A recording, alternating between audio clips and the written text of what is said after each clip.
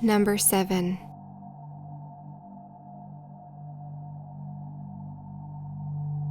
The brutal murder of 28-year-old Canny Ong Lay Kian in 2003 remains embedded in the minds of many Malaysians. The tragedy shook the nation, not just because of the gruesome and senseless nature of the crime committed.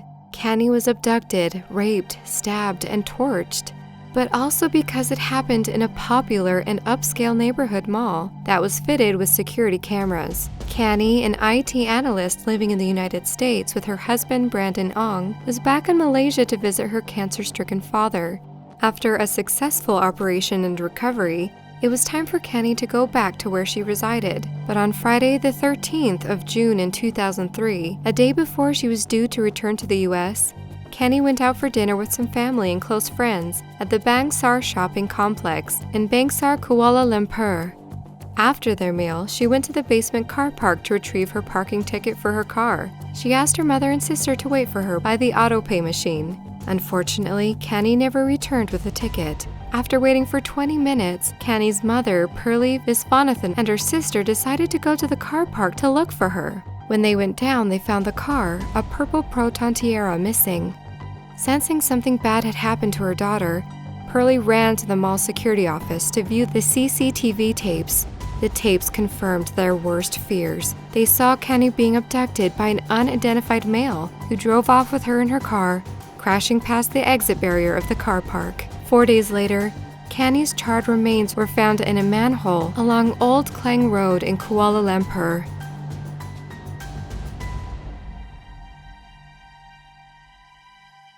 Forensic and criminal investigators found evidence that led to the arrest of a 27-year-old aircraft cabin cleaner, Ahmad Najib Aris.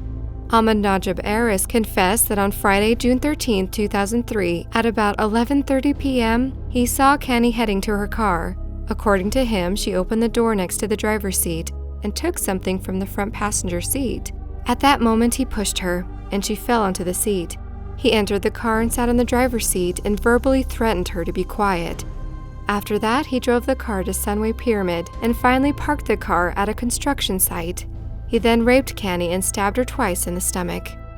Canny was still alive, so he tied her hands and feet and gagged her mouth. Later, he dumped her into a manhole while she was still alive, leaving her to bleed to death. The next day, he brought 2 bottles of gasoline and at about 11:30 p.m. to midnight, returned to the spot and torched her body.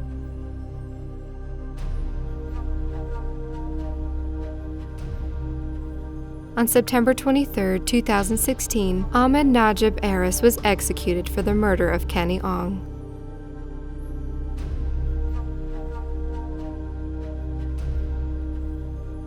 Number 6.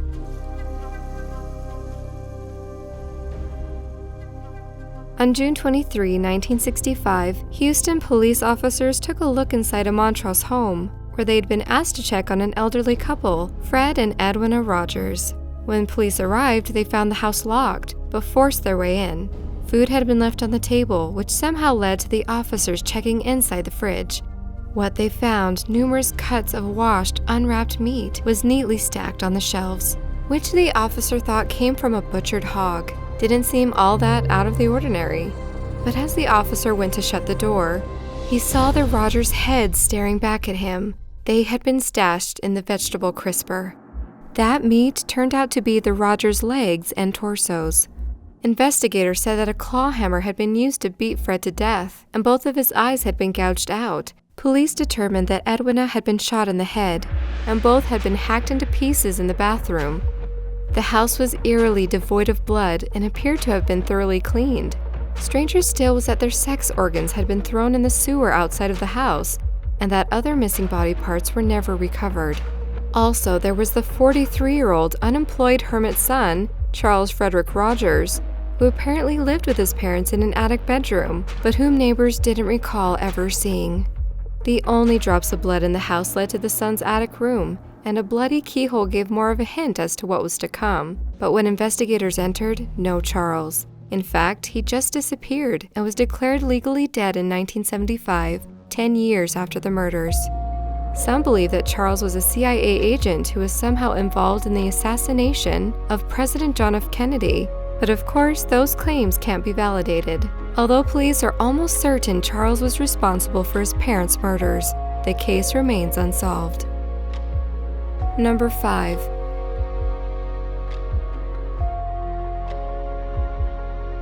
The case of Asunta, as it is known in the Spanish media, is about a 12-year-old girl named Asunta Bastero Porto. Asunta was adopted from China when she was only 1 year old by a wealthy and well-respected Spanish family. Rosario Porto Ortega, who worked as a lawyer, and journalist Alfonso Bastero Camporo, her adoptive parents, reported her missing on the evening of September 21, 2013. At the dawn of the next day, her lifeless body was found in a forest track just 3 miles from a cottage owned by her family, only 10 days short of her 13th birthday. Asunta was drugged and eventually suffocated by her adoptive parents. 2 days after Asunta's body was found and identified, her mother, Rosario, was arrested and charged with homicide. A day later, her father, Alfonso, was also arrested.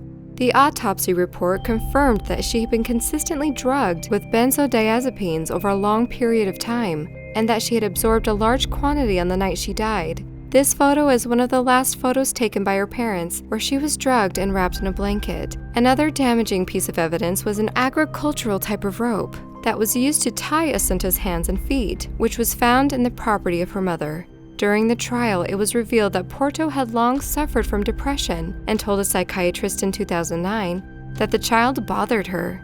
There is also a possibility that Asunta was about to inherit a big amount of money from Rosario Porto's parents. The inheritance may have been the motive for the gruesome crime. The prosecution also told the court that Bastero's computer contained photos of Asunta in provocative clothing, and his DNA from a bodily fluid other than semen was found on her underwear. In 2015, Rosario Porto Ortega and Alfonso Bastero Camporo were sentenced to 18 years in prison. Number 4.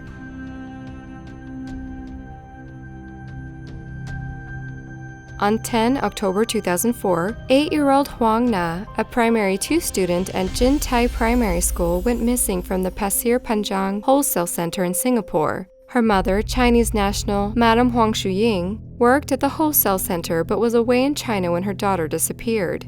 Huang Na's disappearance resulted in a nationwide search, fueled by coverage of the case in the national papers. Tuk Lang Hao, then aged 22, a vegetable packer at the wholesale center, was twice questioned by the police. He was Madame Huang's colleague and had previously shared a flat with her in Clementi. Tuk was also known to be friendly with Huang Na. However, Tuk fled Singapore on 21 October 2004 before he was due to undergo a lie detector test. He made his escape to Manang, Malaysia, and hid there until he surrendered to the Malaysian authorities on 30 October. He was escorted back to Singapore by a team of Singapore police officers. Tuk admitted strangling Huang Na with his bare hands in a storeroom in Block 15 of the wholesale center. He had lured the girl into the storeroom for a game of hide and seek. According to forensic evidence, Tuk stripped her, bound her limbs with raffia string, and sexually assaulted her. To make sure that she would not report what he did to her, Tuk smothered her. He covered her mouth and nose for at least 2 minutes until her body was limp. He checked if she was alive by striking her 3 times on the back of her neck. When she was still breathing, Tuk strangled her before packing her body inside 9 layers of plastic bags. He then put the bundle in a cardboard box and sealed it with adhesive tape. The box was eventually dumped at Telok Blangah Hill Park. Huang Na's remains were found 21 days later. Tuk was charged with her murder and was hanged for his crimes in January 2006. Number 3. On April 12, 1983, Teddy Wang, the founder of the Chinachem Group, was driving to work with his wife Nina when suddenly they were blocked and hijacked at gunpoint. The kidnappers forced his wife into the backseat of their car while Teddy was blindfolded, tied up and pushed into a modified refrigerator at the back of a van. At some point, the kidnappers had only targeted Teddy, and they released his wife after that. Nina was back at home with the police when she received a call from the kidnappers. The kidnappers told her to pick up a package from the women's public toilet in the building in Hong Kong's Central Business District. Inside the package, she found the key to their Mercedes, a cassette tape, and a disturbing Polaroid photo of Teddy Wang chained to a bed. The cassette tape carries the message from the kidnappers. They demanded $11 million in exchange for Teddy alive. Nina was terrified, so she paid the ransom. Teddy was discovered 9 days later in the refrigerator of a Kowloon apartment. Unharmed, if chilly, he berated Nina for overpaying. On April 10, 1990, he was kidnapped again as he drove away from the Royal Hong Kong Jockey Club after visiting the gym. And this time, although Nina paid $34 million of a $60 million ransom demand, he was never seen again. Some of the captors were eventually apprehended, professing that on the evening of April 12, they took Teddy to an apartment where they drugged him. They then wrapped his unconscious body in tarpaulin before dumping him in the South China Sea. Teddy's body was never recovered. With most of the kidnappers eventually jailed and much of the ransom money returned, Teddy was officially declared dead in 1999. Number 2.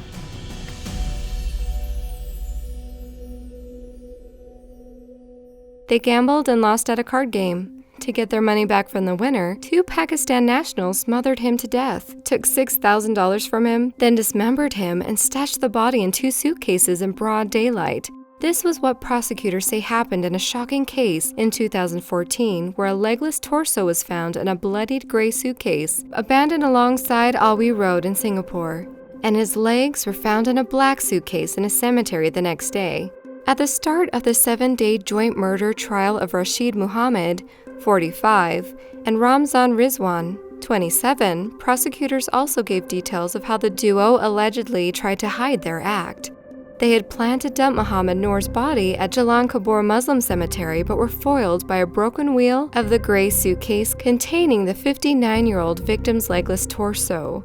The bloodied suitcase ended up being abandoned alongside Alweed Road and was stumbled upon by an 81-year-old man who thought it was a piece of junk. He tried to place it in his trolley with the help of 2 men, only to discover a body inside, and the police were called.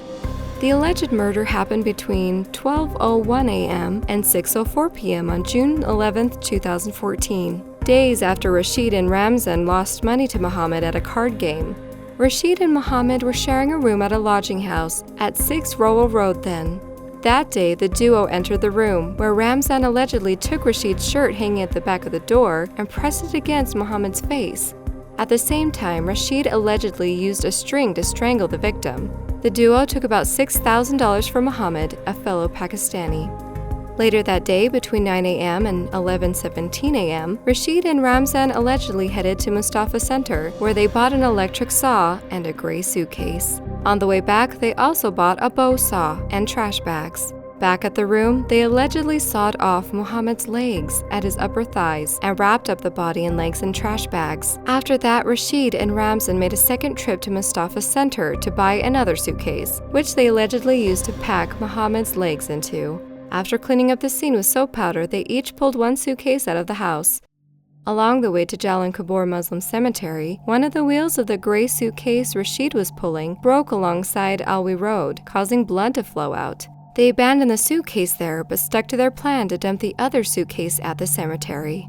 Ramzan and Rashid were arrested the next day, and Rashid led the police to the Muslim cemetery where officers recovered the bag with the legs. They were sentenced to hang on February 17, 2017. Number 1.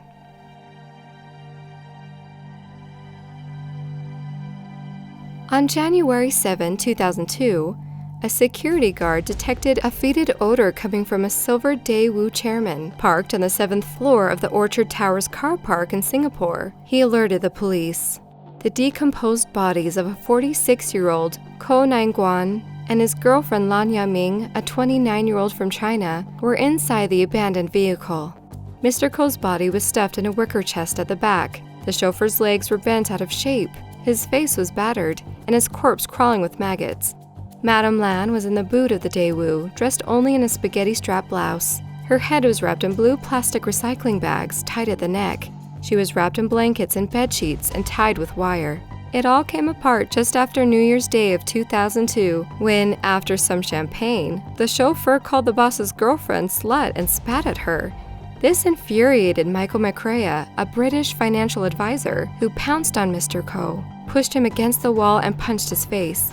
He retaliated by breaking a vase on his employer's head, but this had little effect on Mr. McCrea, who kicked him, fracturing his ribs. McCrea also punched Mr. Ko repeatedly in the face and held him in an arm lock so tight that it fractured the small bones in his throat.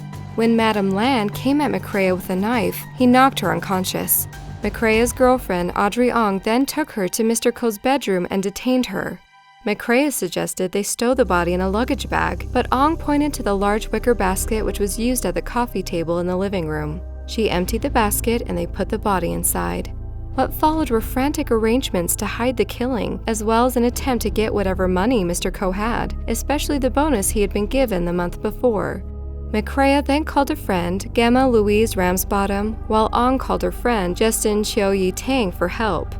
Through the day, Ong popped in and out of the apartment with Miss Ramsbottom. She claimed Madame Lan was very much alive then, but when she returned to the flat at about midnight on January 3, Madame Lan's body was on the floor, and Miss Ramsbottom was being threatened with death by McCrea if she told anyone what had happened. Investigations revealed that he had placed plastic bags over Madame Lan's head and secured them with ties when she appeared to be going into convulsions. The trio then wrapped her body in blankets and bedsheets, securing the bundle with wire. On 4 January 2002, the two bodies were deposited in the car and eventually abandoned in the car park of Orchard Towers. McCrea and Ong then fled Singapore for London on 5 January 2002. After being at large for about 6 months, McCrea and Ong were arrested in Melbourne in June 2002. Ong was sentenced to 12 years in jail for her part in the disposal of the bodies of the murder victims. Michael McCrea was given the maximum of 10 years in jail each for each person's death, and another 4 for disposing of their bodies.